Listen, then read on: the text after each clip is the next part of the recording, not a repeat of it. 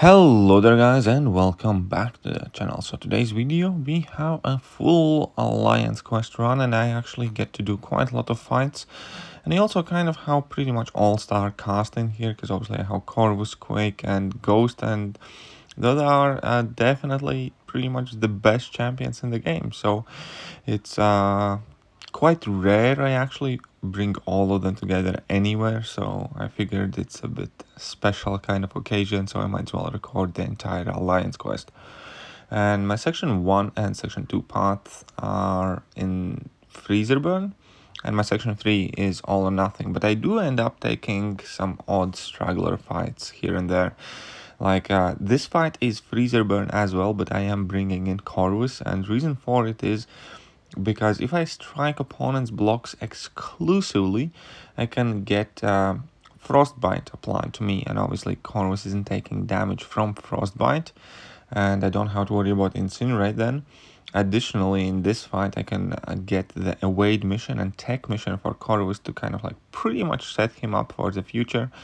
And obviously, since Corvus can crit on opponent's blocks, then it's kind of like a very solid way how to deal with Freezerburn. And truth be told, if I am running Suicide Masteries, I think this is my pretty much favorite way how to take Freezerburn lanes, because it's just quite easy, it's safe, because even if you do mess up, even if you get those Incinerates on you, then you cannot die as long as you have a single glaive charge. And if you're striking opponent's block, you get Cold Snap on you, and Cold Snap is consistently healing you. And this is pretty much the safest, kind of like most consistent way whilst I'm running Suicide Masteries I have found myself to be able to clear all of the Freezerburn lanes.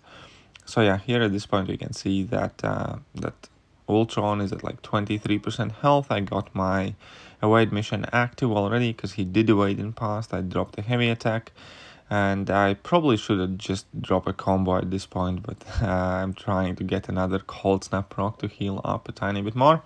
But yeah, so I'll land another hit, and after this fight, Corvus already has 2 missions, which is perfect. Now this node, I think it is Vivified. I'm not 100% sure. I'm quite sure it is like Vivified and some other stuff, or was it Mesmerize? I'm not entirely sure, but I just knew that Quake can do it, so I didn't even read the actual nodes. And again, this is not the fight that's technically on my path, but I'm still taking it because, hey, he's Mystic, I got the Quake bypasses that node, why not, right? And sure enough, that was very quick, kind of like simple fight there. Next up, we are against Human Torch, and I'm gonna bring in Ghost because, again, Ghost is quite good for Freezerburn nodes, obviously, because she can convert all of those debuffs into passive Fury. However, you do need to be careful and like play it well, because now and then you do get to sneak in like a couple of ticks of that Incinerate damage. So if you do mess up at all, it's very easy to die with Ghost on these lanes, but additionally, getting all those extra Furies obviously do help you to get a lot of extra damage. Now slightly later I waited till my teammates cleared my lane, and this Yondu is probably the easiest and my favorite fight in Alliance Quest map 7 period, because he has Invade active, so that means few hits on a block with Corvus and the fight is over. It's just very simple, straightforward. I love that fight. Whenever I see that Invade Yondu there, it just puts a smile on my face because it's just so quick to deal with it. And now the final fight for section 1 is Doctor Strange, and Doctor Strange also has the Freezerburn on again, so I need to be careful against this guy. Obviously I didn't want to bring in Corvus because he would simply end up nullifying my cruelties. And now this was a bit tricky. I was like 99% sure that Ghost's level 2 first hit should have connected, but somehow he managed to sneak out of it. Luckily he dashed back in, and yeah, I connected the last 2 parts and finished out the fight that way. And now I also have another awesome opportunity which I don't often get, and that is to get the mutant charge here from Emma Frost, because currently I do have Tech Charge and I do have a Evade Charge, but yeah, we are missing Avengers and Mutant Charge, so I can pick up my Mutant Charge here. Now, unfortunately, I do deal only half amount of damage, that Corvus originally would, but obviously rank 3 Corvus 2 missions, dropped at level 2, and we are doing well enough. Obviously, we're not gonna have to use the 15 minutes that we have been given for this fight. We're not gonna quite get her down in like one set of glaive charges, so that means I'm gonna pretty much have to wait till the new set comes through and I can finish out the fight quickly. So I sped up this tiny bit so nobody has to look for a long kind of like dull gameplay with no big yellow numbers. And yeah, slowly but surely I'm trying to be kind of like as careful as I can. I can evade both parts of Emma Frost level 1, but I just find it kind of like a bit more safe typically to block the first part, evade the second part. And here you can see that the charges pretty much come back, and I time my level 2 with the refresh of the charges, drop it, get my mutant mission, and that is all she wrote for that fight. And at that point I went to sleep, and now it's already next morning and I am starting off my section 2. Now I might have been a bit groggy in the morning, and there might have or might have not been some accidental / maybe not so accidental game crash. But that being said, Corvus lost a bit of health, but we are back in the fight again, and my section 2 is freezer burn lanes once again.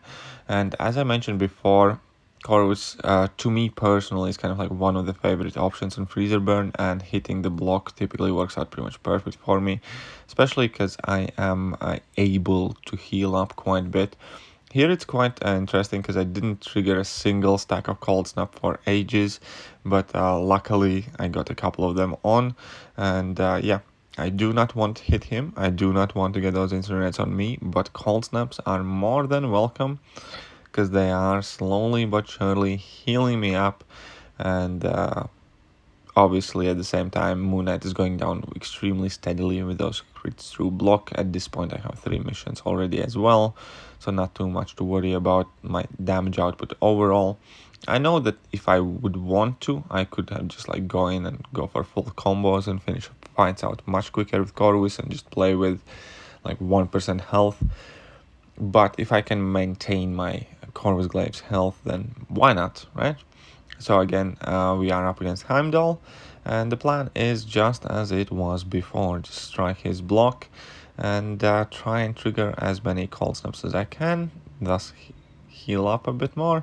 And we can see that again, 20 seconds in the fight, he's already at like 70% health. So yeah, if you get used to striking opponent's block, and it's also like a perfect practice for when you are going to be using Sentinel or Massacre, then Corvus is an absolute beast for these freezer burn lanes, even though kind of theoretically he shouldn't be. That's again just a testament of how great of a champion Corvus actually is, because quite frequently he finds these very sneaky, tricky ways how to get through fights. Or if he doesn't, then he just goes head in first, does as much damage as he can, and it's extremely cheap to revive him without healing him up, right? But yeah, Heimdall's down. Again, another very simple fight. Corvus' health is looking extremely well. Now I'm going to wait till Yondu gets unlinked. As soon as he does, go back in. He starts the fight unblockable, but I don't care about it because I'm not intending to take a single hit in a block anyways. And yeah, at this point we are back at 90% health. That's quite cool, especially considering we were well below 50% at the start of section 2. And again, here we have 96, 97% health. Yondu is going down quickly. Absolutely nothing to worry about. And yeah, just need a couple more combos in his block and we're going to be absolutely laughing and able to move on. I'm hoping I'm going to trigger another cold snap so I can finish at 100% health, but that does not seem to happen, right? And as I move on now, unfortunately I didn't get any Sasquatch action. I actually haven't fought that Sasquatch yet at all, because whenever I get to him, either he's down or he's still linked. And now section 3 is very simple for Corvus, especially because it's all or nothing. So Corvus is capable of dropping all of these opponents before they get to level 3, and in exchange I actually don't have to worry about them throwing special attacks, so I can attack and intercept freely throughout the entire fight. And yeah, it just is super kind of like quick and easy. They gave them taunt immunity, but that does not matter too much. Now this fight is a bit trickier actually. Well, it's buffed up to begin with, so that is kind of important. Only reason and only way you can do damage in this fight is if you have at least 3 active buffs.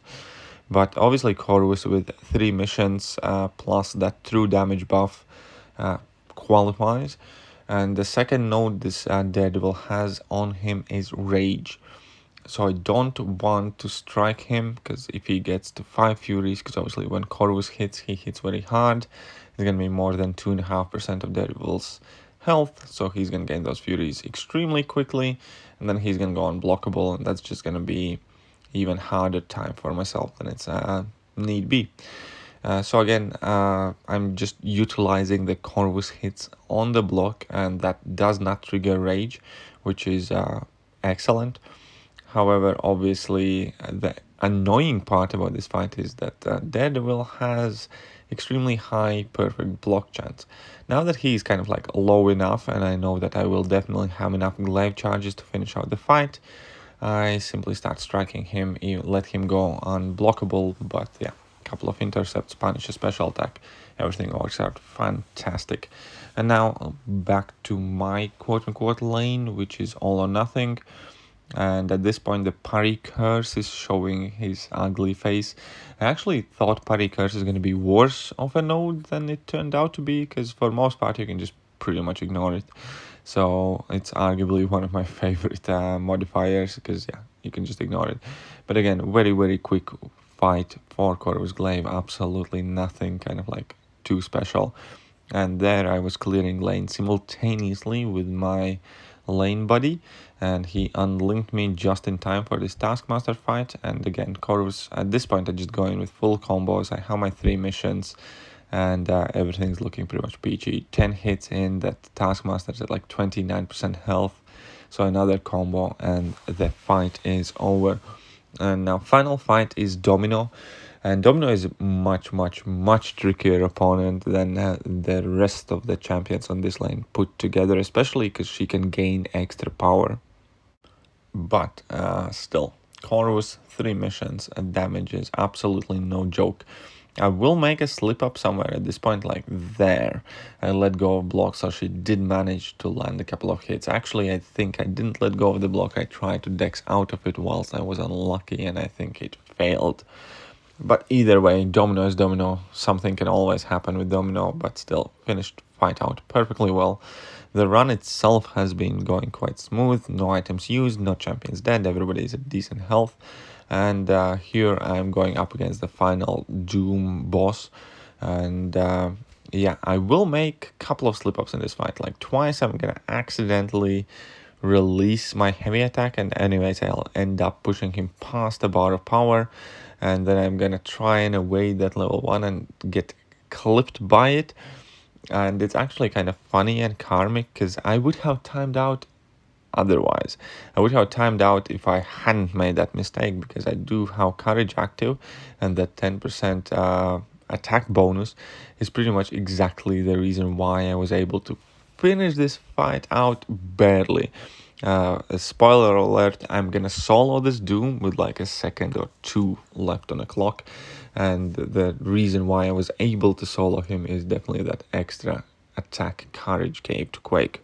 But that is pretty much it for this video. Obviously there will be no more fights, so very solid run overall. Quite enjoyed today. I hope you guys enjoyed today's video as well, and if you did, then why don't you go ahead, hit that like button, hit that sub button, hit all the buttons, and drop a comment and all that good stuff. And yeah, I'm gonna catch you guys soon. See ya.